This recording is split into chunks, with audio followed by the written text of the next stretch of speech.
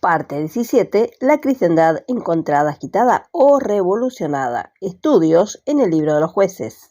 En la continuidad de nuestro presente estudio del libro de los jueces, seguimos desarrollando los respectivos sucesos del capítulo 4. En la emisión anterior estábamos considerando el resurgimiento de un antiguo enemigo del pueblo de Dios. Este es Javín.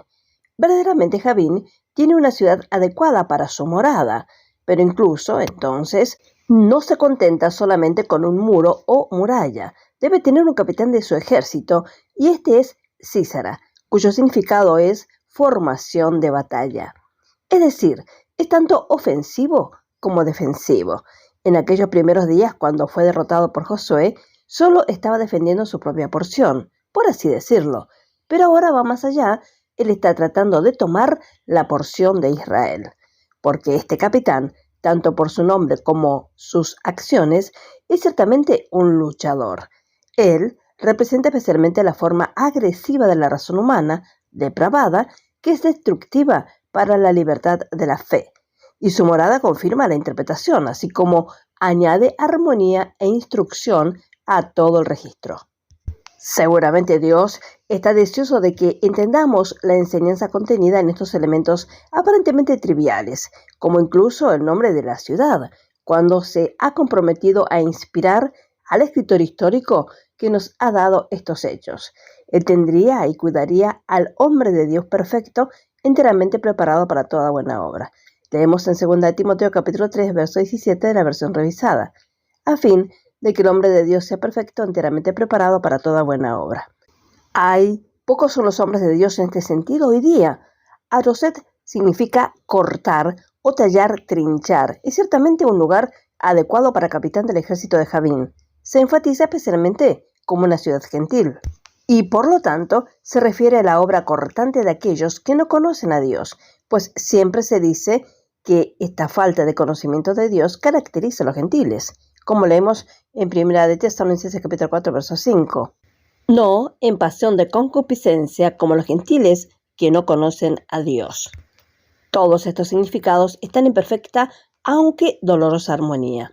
Toda la serie proclama el hecho de que la vana y depravada actividad mental puede volver a ocupar el lugar de la humilde sujeción a la palabra de Dios, cuyo resultado es un constante y agresivo desgarramiento unos de otros, un morder y devorar que Pablo advierte y admonesta que finalmente terminará en el consumir de todos. Y leemos la referencia en Gálatas capítulo 5, verso 15.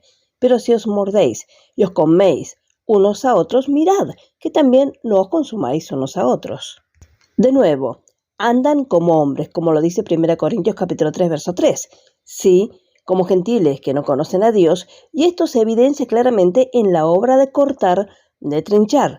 Las diferencias sectarias entre el rebaño comprado con sangre del Señor.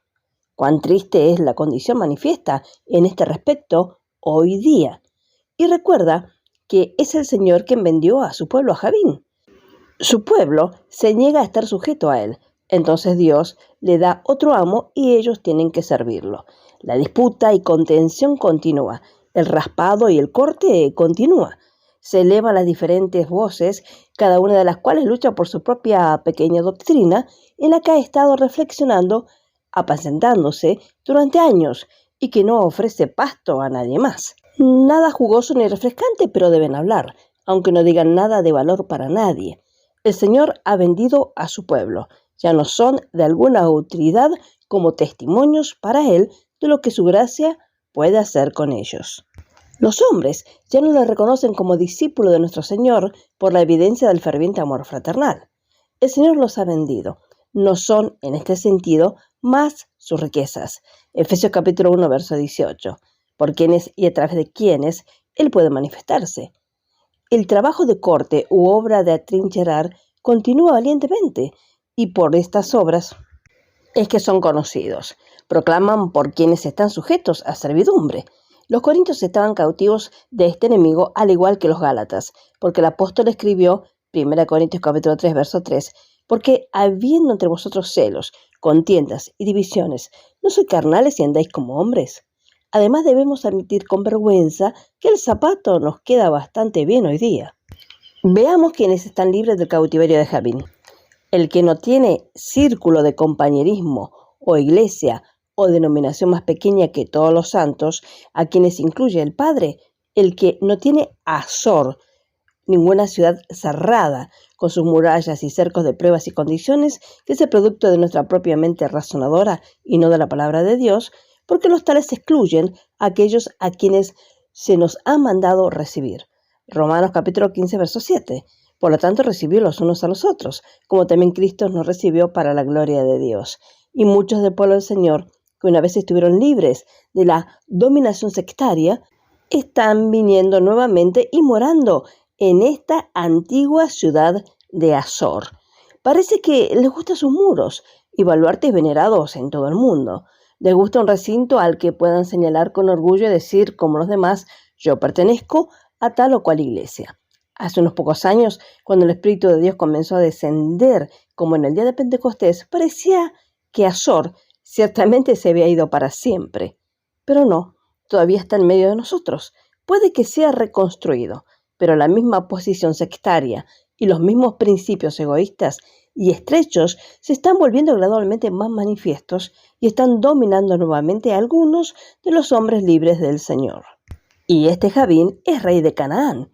Canaán significa comerciante o traficante. Es una palabra que se encuentra a menudo en las Escrituras y siempre es en un mal sentido. Él es un comerciante, un cananeo, un mercader, las balanzas del engaño, el peso falso está en su mano. Oseas capítulo 12, verso 7.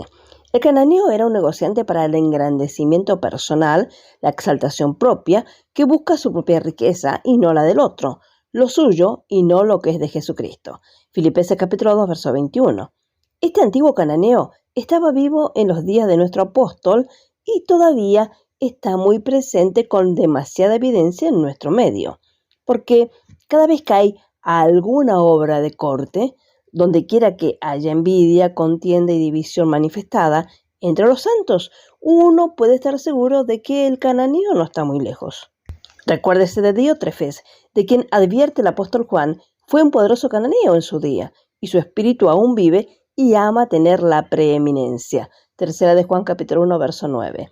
Él es el espíritu que siempre se enseñorea de la herencia de Dios, traficando con la verdad, haciendo mercadería del pueblo de Dios. Segunda de Pedro capítulo 2, verso 3. Para exaltarse a sí mismo, el espíritu que busca edificar mi iglesia en lugar de los santos, deseando hacer prosélitos a mi compañía, en lugar de añadir a toda la iglesia los que habían de ser salvos.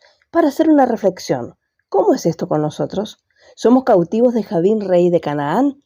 En verdad es una muy buena pregunta. Gracias al Señor por las advertencias de su palabra que nos guían a andar en la voluntad de Dios. Por ahora dejaremos por aquí y Dios mediante continuaremos en el desarrollo de este apasionante estudio de la palabra de Dios. El Señor los bendiga ricamente a cada uno. Amén y amén.